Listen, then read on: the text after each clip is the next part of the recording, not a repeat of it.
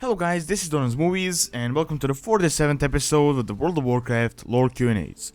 Now, today I'll be answering some of the questions that you guys left in the previous video, and if you would like to get your questions answered, best way is to leave it in the comment section under this video, although you can send them over Facebook and Twitter, as in most cases I respond to your questions pretty quick there, but I'm sorry if I don't, as sometimes I do miss a few messages, but if I don't respond within like a week, feel free to send it again, as I will try to respond to everything as I can. Anyway, as you might have noticed, I have some Heroes of the Storm footage in the background. As I got into it yesterday, all of a sudden, I was pretty surprised, even though I waited like half a year to get in. But now I'm actually in, and I plan on playing the game quite seriously, as I've kind of been a MOBA fan for quite some time. I mean, I played the original Dota, League of Legends, although I quit that game like 3 years ago or something. Now I've also been playing Dota 2, Smite, and a few other MOBA games, but I actually plan on making Heroes of the Storm my main MOBA game, and I plan on making some videos about it. So if you have any suggestions on what you would like to see from that game, I would really appreciate it, as I do plan on making some videos about it. And I'm guessing if you haven't played the game right now, you might not really need like guides or something like that, because I know I haven't watched them while I wasn't in the alpha or the beta soon, but I guess it will be worth it once the game is kind of more stable. So those guides, if I make them, they can last a bit longer, and once the game is actually released, people will watch it.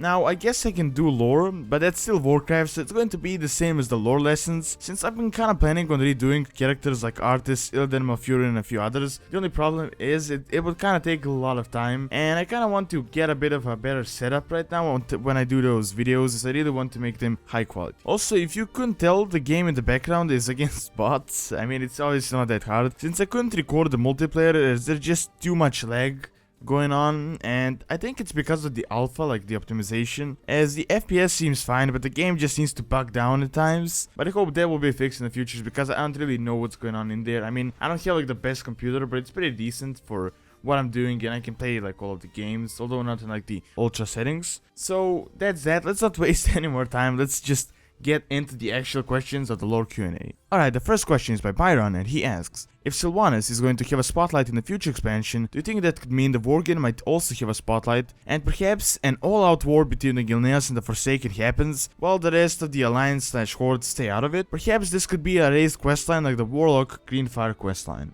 Now, I definitely think that, as a lot of people have been asking to get Gilneas back, and Blizzard even said that we will go back to Gilneas at some point, and they just kinda have to figure out a perfect scenario for it, as they pretty much loved everything about Gilneas. So I think if something happens with Sylvanas, that could kinda be a perfect scenario to reintroduce Gilneas, as the Forsaken are in the middle of the conflict, so it would be kinda very relatable. Now, I don't really think it would be an isolated conflict, meaning that just the Worgen and Forsaken will be fighting, since both of them are a part of a faction now, so I'm pretty certain they would receive some aid from the Horde and the Alliance. Now, another scenario I kinda see, or at least a bit of an expanded scenario, I see that maybe the Alliance might go all in, as they want to get rid of the undead and reclaim Lordran, but then I guess the Horde wouldn't just be out of it, and they would definitely go all in as well, in order to stop the Alliance and not let them just take a vital strategic position in the Eastern Kingdoms, as they really need that position in order to be next to the Alliance. Now, I think by far that would be the best scenario, and a perfect way to kinda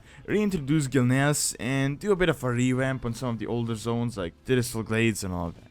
Alright, so the next question is by Deathring101, although I did get a few questions about the same thing, but I kinda added it into one in order to not answer the exact same questions. So if you asked a question about the Wandering Isle, this is pretty much that question. So his question is, where is the Wandering Isle? Is it a part of the continent of Pandaria? And what is the purpose lore-wise? So I kinda covered this already in the Pandaren RP guide, so you can check that out if you want to, like in more detail, but I don't think the actual exact like location of the Wandering Isle is known. I mean, it is wandering after all, and the isle itself is a turtle, so it's kind of moving all the time, although it's not like going all the way around Azeroth, just kind of circling around Pandaria, I guess. Now, in the lore, around 10,000 years ago, I believe, a Pandaren adventurer split apart from the main continent on the turtle, and some people followed him, and thus, like, a colony was made of adventurers. Now, the turtle itself grew a lot, and it turned into an entire zone by itself. And that is pretty much all that it is in short, but I think the story itself is really quite interesting, as the Pandaren until recently mostly just stayed in their own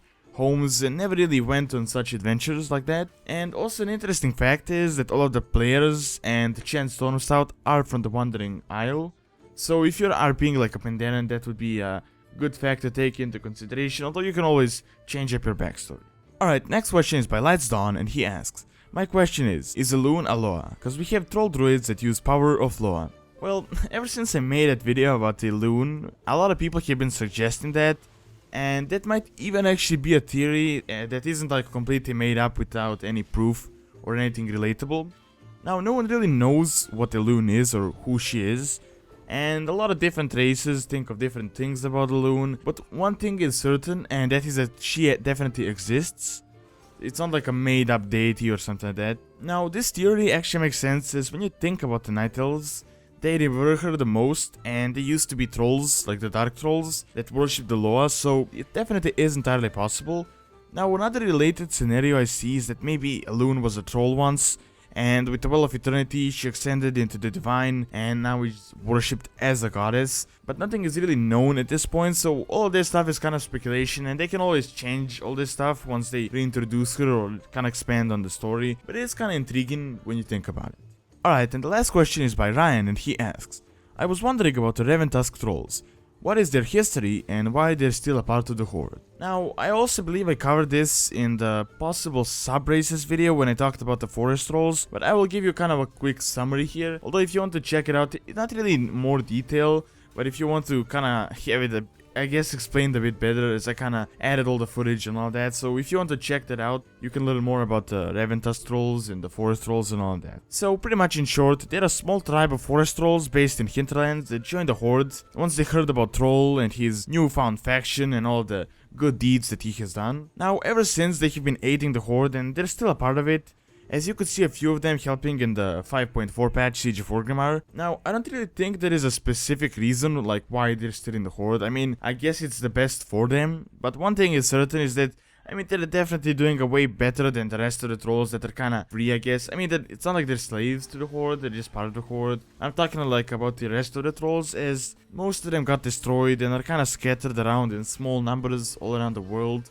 So, I guess the Raventusk tribe is definitely doing a lot better than the rest of the forest troll. Alright, and that is all I have for the Q&A. Thanks for watching, and don't forget to leave your questions in the comment section below for the next Q&A, and you can also send your questions by Facebook and Twitter, as I usually do respond to those pretty quick, and in some cases I feature them in these types of videos, although I'm planning on like featuring some of the questions in like a discussion type of video. So if you want to suggest a video, you can in the comment section or by Facebook and Twitter, and if the thing you suggested is like video material, I will feature your suggestion or just question that kinda sparked the video, I guess. And also give me some feedback on the Heroes of the Storm possible videos, as I kinda added some footage right now, but I do actually plan on making some serious videos about it. Now, I know it's not really World of Warcraft, but I didn't really know what to put in, as I kinda want to change things up instead of doing all those dungeons and raids, as I'm guessing a lot of you guys done those already. Although I do plan on using World of Warcraft footage in the next videos, even though right now I'm kinda leveling, well, I'm sort of like preparing for streaming, and I'm gonna level on the stream, so I don't really want to do anything else, and even touch my characters, apart from like going into Frostfire Ridge and just going to level 100. And anyway, don't forget to like, favorite and subscribe, as it really helps the channel and keeps the videos going. And I know I've kind of been saying that for the past 10 videos as kind of a closer, but it is definitely true, as these videos definitely wouldn't be possible without your support, and every rating on the video and view kinda helps the videos, like their marketing, I guess, and they're kinda rated up, I guess. Even when you dislike the videos, they're actually rated up, so it really helps growing the channel and getting people seeing these videos, and the more viewers I get and subscribers, I will be able to make more videos and I will be able to increase the quality. And also check out my Twitch.tv stream, as I'm going to start streaming Worlds of Draenor starting tomorrow, and I will try to do at least 3 or 4 streams a week, as I want to level to 100 at least in a few weeks. Anyway, thanks so much for taking your time to watch this video, and see you next time.